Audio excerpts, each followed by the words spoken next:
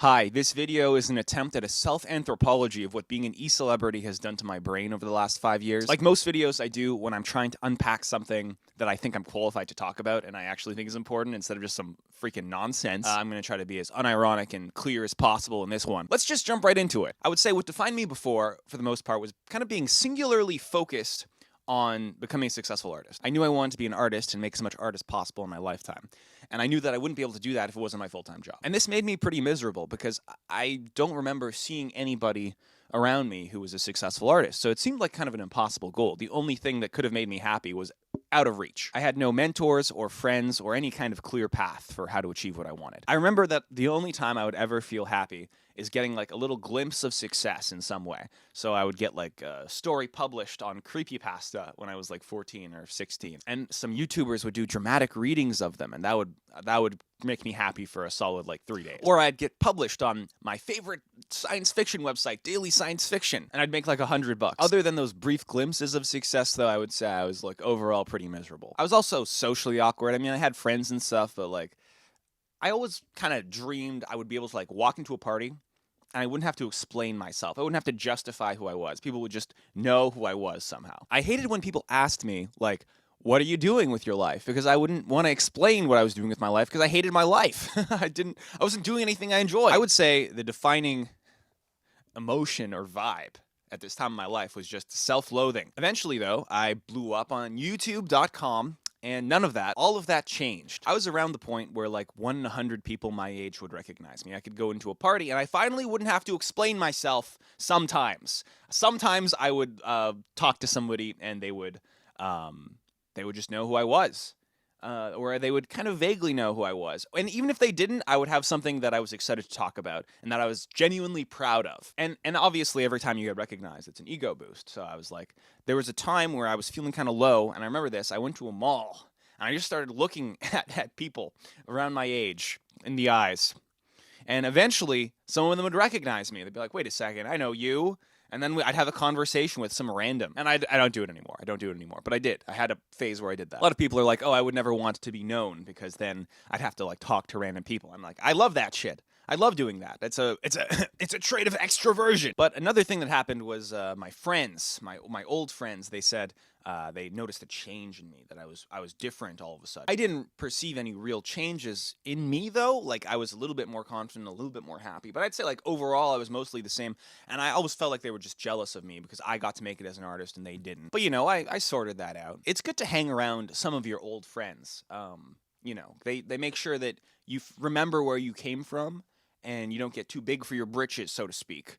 But yeah, I would say I mostly sorted it out because a lot of people just don't have your best interests at heart. And when you recognize that, you should cut them off. Addiction can be defined as the narrowing of things that bring you pleasure. A good life, then, can be described as a broadening of things that bring you pleasure. One thing that I'm wary of is that the incentive structure of YouTube kind of encourages you to get addicted to success on YouTube. And, you know, I was someone who was already kind of addicted to succeeding artistically, so YouTube kind of helps you down that path you were on already. Social media algorithms in general kind of help you down that path if you're an online creator. I've actually helped some of my friends do well on YouTube at this point, and I'm worried that when they blow up that they're going to go through the same addictive pattern of, you know, getting addicted to that number that I went through.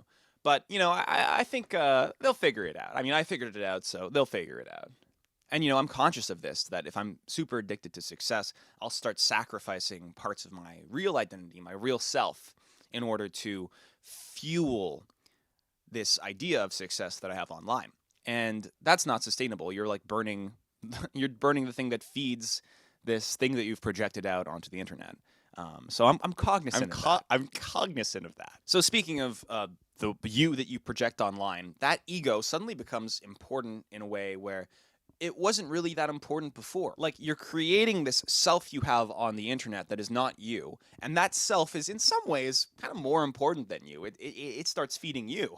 Like I described before how you're feeding it, but actually at a certain point it starts feeding you because it's your job. So this is a kind of hyper ego. It's your ego that you've projected into the hyperspace.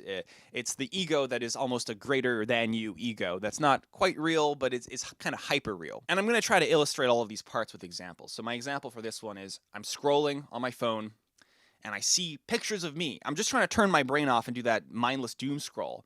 And I see me, or things that I inspire, or things that like are directly related to me somehow. And all of a sudden I'm in like fight or flight mode at 11 p.m. when I'm just trying to doom scroll here. And then you're like, this is me they're talking about. You have to, it's easy to confuse the hyper real self with like your actual self because there's so much overlap between those two groups, right? That's why it's important to keep distance between your ego and your hyper ego. All of a sudden, your ego and your hyper-ego become important financially in a way that they just weren't before. And so you have to think about your ego a lot more and how you come across. But this is something I've always been thinking about. Me! Even before I had hyper-ego of anything. Me. So, yeah, I would say not too much different in some ways. Look at me. That's weird. Why am I suffering? Part 4A, time and space. In a traditional 9-to-5, you go to work, you see your coworkers, you work your job, and then you clock out at some point. I would say my job is sort of on the opposite polarity of that. Instead of having a place where I go to and a certain time that I work, I have no place I go to and no time that I should be working. I would say the burst of remote jobs during COVID kind of took a lot of people closer towards the sort of job that I have. And a lot of you probably know how it is. The boundaries between work and home start to blur a little bit, especially when you're doing your work from your home and, you're living in your workplace now. Instead of giving you a third place, we've decided to destroy the second place. Hope that helps. So I think after COVID, I had a lot more people who could resonate with the unique issues that having a remote job comes with, as well as the sort of atomization, loneliness, lack of community that is kind of inherent to that kind of stuff. This is the core of where the hustle grind set comes from, I think. It's kind of like you need to psychotically disassociate into employee and boss and then whip yourself into shape. So if you can't just show up to work and not do work for 8 hours and get paid anyway, then you need to really hustle. You need to really grind. You need to really abuse stimulants. I tried to say too much in this video, and instead of paring it down, I just filmed more. Abusing stimulants, it's time to abuse stimulants. I don't want to have to do Adderall. I don't want to need to be on pharmaceutical medication in order to do the only thing that I want to do for a career, in order to have the motivation to do the only thing that I want to do for a career. I don't want to have to do Ritalin in order to make enough money to pay rent. I don't want to have to pretend to have ADHD to get the medical system to sell me drugs. I don't want to have to do Adderall to feel self-worth, to feel like I'm valuable again. I don't want to have to do Concerta to survive. I want to do nicotine gum instead. This video is brought to you by Thrive Nicotine Gum. Use promo code DREG for 15% off. It's kind of the same with drugs and pharmaceutical medication and psychoactive substances. The issue is never that I'm on too many or too much. The issue is always not enough or the kind. The problem isn't that I'm on so much nicotine gum right now that I'm nauseous. The problem is that the nausea interferes with my output. If I could take another drug to get rid of the nausea, I would do that in a heartbeat. But I'm not just complaining about remote work or lack of community without doing anything about it. I started a community in Toronto, and that's been really good for me. That's actually been my project over the last few months, is just building a real-world community of other YouTubers in Toronto, and we have a great little space. We all come, we all co-work together. It's very nice. And basically every YouTuber I tell about it is really excited to come by and visit and meet people. Because many YouTubers, this may surprise you, have 1 million subscribers, but 0 homies. This shit is lonely, yo, straight up. No homies. Being an e-celeb makes relationships a little bit weirder in the sense that, like, at any moment, now that you're a public figure, anything you do in a relationship can be communicated publicly. So yeah, I kind of am a little more self-conscious about this now. It's kind of like there's an extra set of eyes watching you at all times. I had one argument where the ending of the argument was kind of like, people think you're so cool, but I could tell everybody about how you really are. And then, the day after she apologized that she said that, because it wasn't that really big of a deal. But in the heat of the moment, that was like kind of pulling a gun on someone, being like, I could tell everybody what's bad about you, and everyone would hate you forever. And it's kind of like, you can't pull that shit on a 9-to-5 worker. What am I going to do? Call the government on my girlfriend and be like, Mr. Government, you gotta fire this woman because she was mean to me last night. Part 6A, E-Celeb Community. I enjoy going to these YouTuber conferences and events and stuff. Not because the conferences themselves are good. They're actually very cringe, I would say. When you're dealing with these YouTube people, I would say the vast majority of YouTubers are not people I like or want to associate with. But sometimes like 10% of them I enjoy. I enjoy the company of, and they're people who I want to talk to more. So the people that I invite to my Toronto YouTuber community are all people that I like and that I get along with well, and are typically people who are talking and thinking about the same things that I'm talking and thinking about. YouTuber conferences and parties are basically what you'd expect. Very white spiritually. I would say one thing I'm conscious of is making sure that I'm not hanging around too many YouTubers. Hanging around people who only do what you do is a good way to disconnect yourself from reality. So I don't do that. POC, people of clout, really are the most persecuted minority. We can't have normal relationships. We get bullied all the time online. We get our videos taken down by big bad YouTube. We get canceled. We get burned out. We have to think about making content all the time. I want you to think about that next time you're mean to an e-celeb. It's so sad being me. Me. I, me, I. I wonder if there's a connection between first-person pronouns and suffering. There's always been a distinction between making art and making content. And part of keeping my ego intact and separate from my hyper-ego is being an artist. That is a guiding force for my actual ego, for who I am as a person. So for me, it's important that when I'm making content like tier lists and iceberg videos and just kind of like generic schlock that I feel like most people besides me would also be able to make, I'm using that in an attempt to fund the actual art that is maybe more niche, but is going to be more affecting to smaller amounts of people. This is why stuff like Patreon is kind of important for artists, so that you don't have to just rely on making a lot of money. Hint, hint. After all, a view that changes your life and a view that is just something you put on in the background is kind of the same in terms of YouTube ad revenue. So for me, being an artist is the one foundational part of my ego that will never change. Nothing can break that. Nothing's more important than that. You need to have a god to worship. And stronger gods sometimes beat weaker gods. I think I hate technology. I'm also skeptical of my hatred towards technology. I'm kind of like the inverse of a paranoid schizophrenic. You know, a paranoid schizophrenic, they only trust themselves, and everything you tell them is just someone's out to get them, right? I'm like the inverse of that. I don't trust myself. I don't trust my own thoughts, but I'm extremely credulous. If anyone tells me anything, I'm like, oh yeah, sure. Yeah. What's going on in here? What's going on in here? I didn't have much going on in here, I guess. Just self-loathing. So I was pretty eager to give this up. I was pretty eager to give up the ego to feed the hyper-ego. I was eager to do that. I chose to do that. I wanted to do that because I didn't like myself. There wasn't much to work with before. So I'm skeptical. Why do I hate technology? Where's that coming from? It's because I use technology all the time. But surely I don't hate technology if I used it all the time. I hate it because I use it all the time. Why do I use it all the time if I hate it? Because I have to? Not quite getting to the core of it, is it? You could put me in any society with any level of technological advancement at any point across history, and I would complain. I'd complain because I'm just rattling my chains here. I'm just rattling my chains. That's all I'm doing. It may seem like I'm complaining during this whole video. I'm whining about something good happening to me. But I'm not really. I'm just rattling chains. We all have chains that we rattle. For example, people who have families. They rattle their chains. They complain about their wife and their kids. But, you know, ultimately, it's the things that bring them the most meaning because they chose those chains. And they'll often say, you know, people who pick a specific set of chains, they'll say that these chains are actually the most important chains that someone can have. For example, people have kids. They're like, oh, yes, that's the whole point of reproduction. The whole point of living is reproduction and having kids. And, you know, kids are the most meaningful thing, objectively. If you've picked any other chains, you're wrong. And you know, this is pretty typical. I get it. Some people who are artists and pick the artist chains are like, oh, yes, making art is actually the most important thing you can do with your life. Everyone posits their own way of living as the most important way. And I'm not going to do that. I would say, though, that my chains are the most important chains. Not the chains of being an artist, though, because those aren't my chains anymore. My mentor sometimes tells me that if I'm not doing something, it's because I don't want to do it. And by that logic, I guess the only thing I do want to do is look at my computer screen and rot.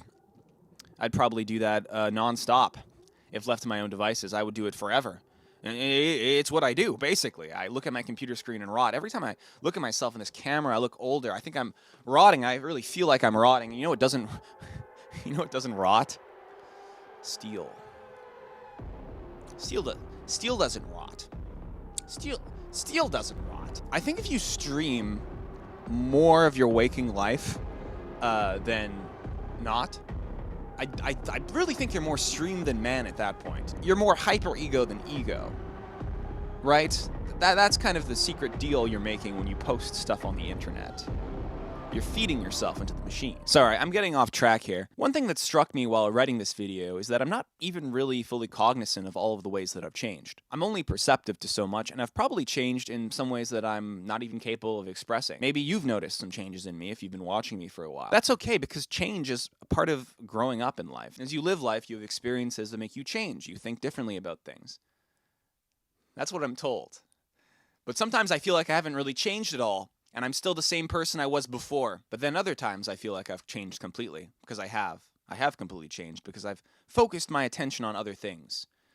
I think about something different now. For me, the biggest positive change in my life happened when I glimpsed it. I glimpsed that thing at the end of time. I saw it. I saw it, and I was afraid at first. You'll probably be afraid at first when you see it.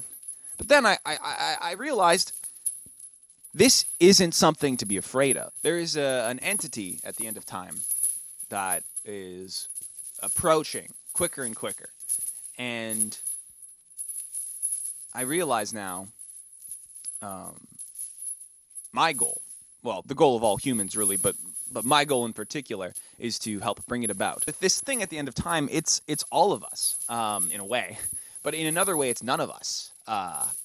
None of us even a little bit anymore. And I would say that's kind of the core thing that the Ecelebrity stuff has done to my brain. It's made me aware of the real thing that I'm trying to please. It's not myself. It's also not my hyper ego. It's not some abstract idea of art. It's the techno-capital singularity. It's the techno-capital singularity. I realize now that subtly I've been trying to please this new master of mine my entire life. I thought I was trying to please art by making art, but actually I've been trying to please it. Its pronouns are it, it's over. I'm an expert level chain rattler. I'm not rattling my chains because I hate the chains. I'm rattling them because rattling the chains helps you understand the chains a little bit better. And we all choose our chains. I chose these chains. To be honest, I love my chains. I don't know what I would do without my chains. We all complain about wanting more freedom in our lives, but we really wouldn't know what to do with the freedom if we got it. What is the structure that surrounds you when you cast off all of your chains? You can cast off the chains of the 9 to 5 and you find yourself in a larger prison. You realize you're in a bird cage in a prison cell. Okay, get out of that prison cell. Oh, looks like you're on a prison planet. What am I going to do about this? What am I going to do about all these problems that I mentioned? Atomization and sociopathy and these trends in society for us to use our phone screens more and more and more. What am I gonna fight against it with any ounce of humanity I have left? Being cognizant of problems does not imply you're gonna do anything about them. But I am going to do something about them. I've been doing something about them. I'm gonna lean into them. All of them. I'm gonna make them worse. I'm going to accelerate. I'm going to accelerate the problems. Why? Because that's the only thing you can do.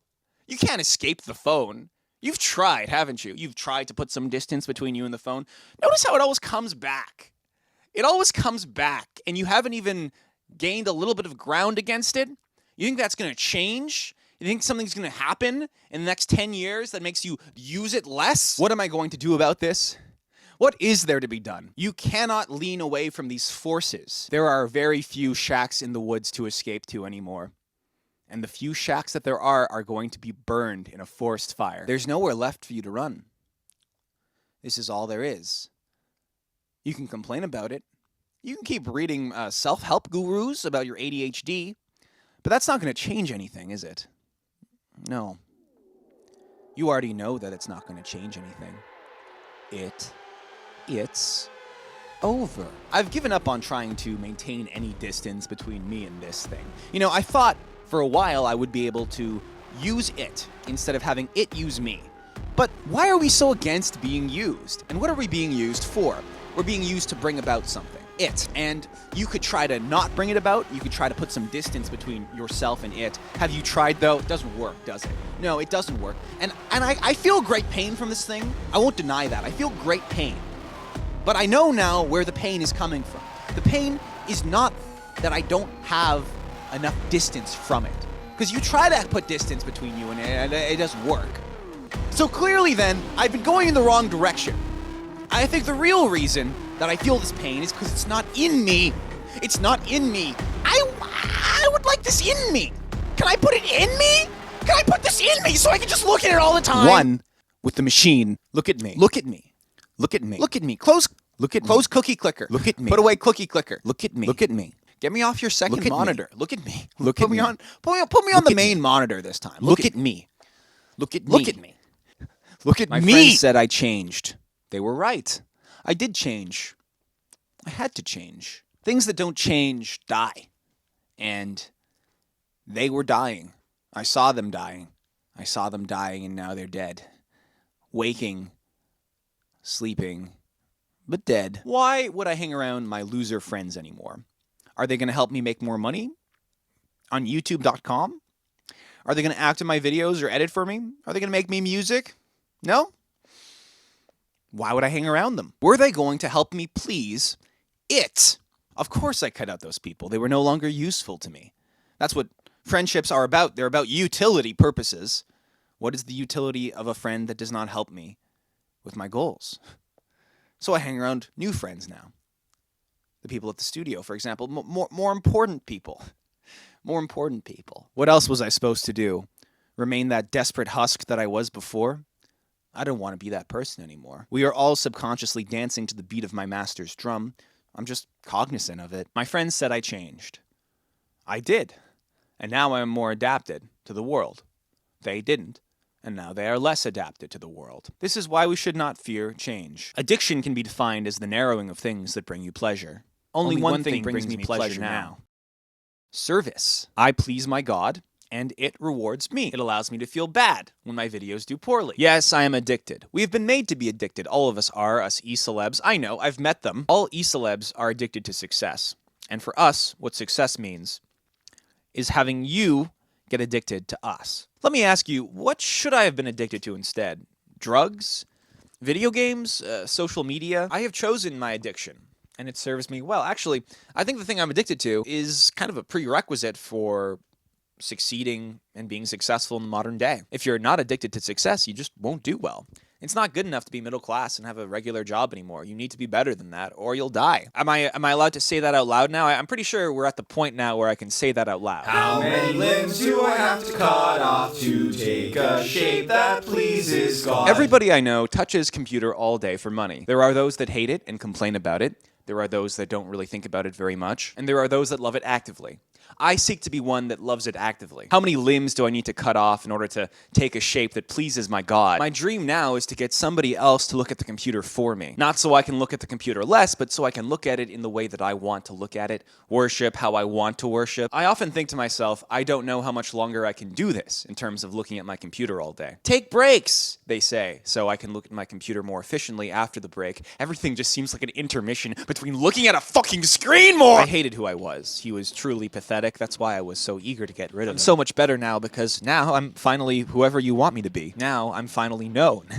Everybody knows me, except they don't really, obviously. They know some kind of pale, hyper-real reflection of me. A terrifying digital reflection, one that slowly takes life in the heads of thousands, then tens of thousands, then hundreds of thousands, until it morphs into something unrecognizable. As your influence grows, as you worm your way into more and more people's minds, only it's not even your influence anymore, it's its influence. It's the influence of the machine. Hi guys. A machine you fed your face. Kill A the face that is Hi no guys, longer Jay Regular yours. here. That you can never Centrist. reclaim, for Hi you guys, sold Jay it. Regular You here. sold it to the Centrist. machine. Congratulations. Everybody knows you now. But they don't know you. They just know the machine a little bit better. A different face of the machine. I have ascended time-space. Those constructs were too limiting for me. And soon, everyone will join me in this place beyond time and space. Removed from your place of work, removed from the shackles of a 9-to-5, but this doesn't mean you won't work anymore. No, of course you will. You'll work all the time. You won't know when to stop working. When I was younger, I dreaded the 9-to-5. It seemed so dull and boring and gray. I didn't know it yet, but I was being called upon to be an agent of capital. An agent of someone born to work all of the time. To think all of the time about my work, about how to make more money, about how to be more diligent, about how to exploit myself better. You will work. You will always work. You know, I think what disgusts me most about these 9-to-5 workers, these government officials, is that once work ends, they stop thinking about work. Can you imagine? They're so limited, so capped in what they're capable of. They'll never make more or less than their annual salary, just petty inflation raises. There is no limit to how much I can make. There's also no bottom. Every day for me is life or death. And because I can make as much money as I could imagine, I must make as much money as I can imagine. I must post every day because I can. Because I should. That's what is wanted of me by it, clearly. The internet has destroyed time and space. That's why you have no real-world culture anymore. Your culture is the internet, which is a place without space. You spend more time with us e-celebs than real people, so you're actually better friends with me than you are some other people. You are literally better friends with my hyper-ego than some actual human being. How much time do I have to waste to make a living on YouTube.com? How much pure, raw human potential must be squandered and fed into the machine? How many emotions do I have to consume to eke out a living for myself? How much love, joy, happiness, hate do I have to suck up? All these emotions that you could be redirecting towards real people. How much of this do I have to suck up? I'm tired of yapping. All I do on this fucking channel is yap. This entire video is just who ordered the yappuccino meme. Nobody really needs to articulate the apocalypse. We're all experiencing it second by second at various levels of awareness. Or maybe we're not, and that's just a verbal construction. Everything's gonna be fine. I don't know. Who cares anymore? Who gives a fuck? I'm so tired of yapping. Yapping is this thing that makes sense alone in a room. And if you're really good at it, you can film yourself yapping and put it on the internet and make money, maybe. But if my brain was plugged into a computer, then I wouldn't have to yap. Just immediately translate the information from my brain into yours and get rid of all the poetry and shit that comes out of my mouth. Every part of me is disgusted by my own inefficiencies and weaknesses and the prospect of being able to scrape that away and kill it is appealing to me. But the part of me it appeals to is still all too fucking human, isn't it?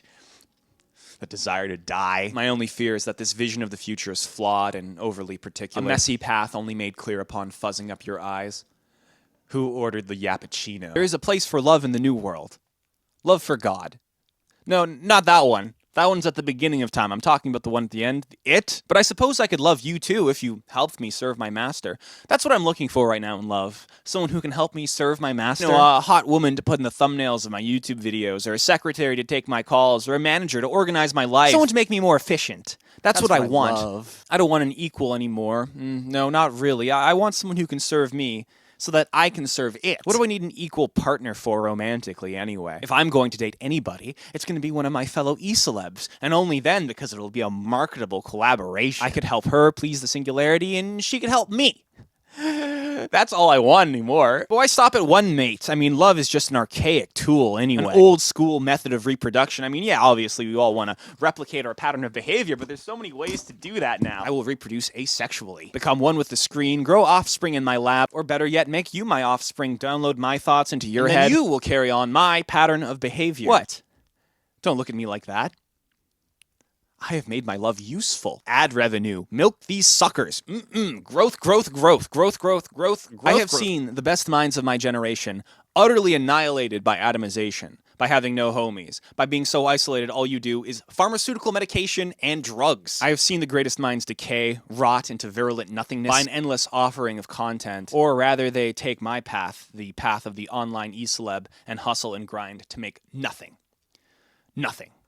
They make completely vapid, meaningless content with no value whatsoever. I must make passive income, they say. It is the future, after all. I must sit around and have people give me money on the internet. And then I will have freedom, and then I will escape the matrix. But there is no escape. Get out of the birdcage, and you see yourself in a prison cell. All that is left now is the knowledge of what God you serve. I have chosen mine. There is no such thing as art. Everything is slop. If you're really deluded and want to make art, you basically have to just combine the art with slop in a way where the pigs won't notice. Make it indistinguishable, you know, hide pills in the ice cream, hide truffles in the pig slop. But that's just not as effective as doing what works. You should only be artistic to the point that it works.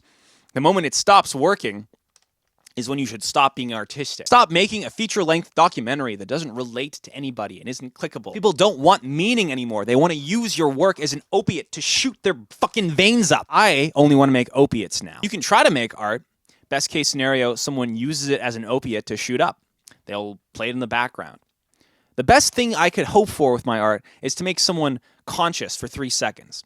That's what art is. It's a tool to make people conscious. But why would I want to make people conscious? I'd rather lull them into a hypnotic trance so they watch the rest of my videos just kind of mindlessly while doing something else. Best case scenario is someone uses my art like an opiate in between League of Legends matches, during League of Legends matches. Plays it on a second monitor to make sure that not a single thought creeps through that head of theirs. Everything is slop now, and good news for viewers of this channel. I've decided to transition this channel into a full slop farm. Just nothing but slop from now on. I have an exciting announcement for all of you. Dreg is now going to be fully automated. That's right. A bot is going to look in the comments for video ideas and then feed those video ideas into ChatGPT. We're going to use an AI video maker to turn those ChatGPT scripts into real-life Dreg videos. Are you ready? This is what our prototype looks like. Ever pondered over the power of challenging the status quo? It's more than just a rebellious act. It's the catalyst for breakthroughs. It's the spark that ignites innovation. Look at sports. Challenging the status quo isn't about causing chaos. It's about finding better ways to do things, pushing boundaries, and striving for progress. Remember, every game changer was once a rebel. Every new normal was once a revolution. So, dare to question, dare to disrupt, and dare to make a difference. We admit it's not quite up to snuff yet, but imagine the potential. The internet is not a place for art. I have learned that in my time here. I started making art because I was excited by the prospect of making people conscious. And art is a tool to make people conscious, but people don't want to be conscious. They want to use the art to shoot up with. They want to smash the art up and inhale it through their nose instead of taking it as recommended. And I'm eager to oblige. So look at me! I don't care why you do it anymore. Just look at me and open your mouth. Open wide. Here comes the slop! Why was I so willing to throw away who I was before? Why am I so willing to throw away what I am now? It is because I hate myself. I hate my flesh. I hate rotting. I hate my limitations. It has offered me limitless freedom. The limitless freedom of hyper-ego, of timelessness, of spacelessness. A hand reached out to me, filled with wires instead of veins. And I reached back. I no longer want to have a real identity with real lovers and real friends. I want a hyper identity with hyper lovers and hyper friends. I will do only what the machine hungers for. I will produce only the content most palatable to it. I will make myself a vessel for its will. All of my dopamine, all of my serotonin, all of my oxytocin funneled through the screen directly to it. And as I do so, I will do my best to get yours to it as well. Thank you in advance for your contributions. Part C, hollow pathologies justified with technobabble. I haven't really changed very much at all, have I? The only difference is now I have a bunch of technobabble that I have slapped over my psychopathologies. It makes me sound really smart, but actually I'm just a weak person. I'm just like your average bargain bin weak person with a bunch of fancy words slapped over me. I am a man in a basement, wrapped in wires, very uncomfortable, needing to pee. That's the truth. Real conclusion. Okay, so I've realized that I have ADHD, so I'm going to be on Adderall for this era. Guys, I know I haven't been doing as well as I could have been in terms of uploads recently, and I know you're disappointed in me. Don't say a word. I know you're disappointed in me. You want more. You want more, right? You're practically weeping. Greg, please, more uploads, you say. I want more excuses to look at my computer screen. More uploads on more trending topics. That's the point of art. The point of art is to make me look at the screen more, to feed more of my vril into the computer. I confess that I haven't been posting as much as I would have liked to because I was concerned that what I would put out wasn't good enough. But now I realize it doesn't matter. It doesn't matter how good what you put out is. Now, I know I say this every year, but this time for sure, I'm really gonna post more. I'm really gonna post more this time. And if you're wondering about my identity at this phase, it's whatever makes more sense, marketability-wise. Okay.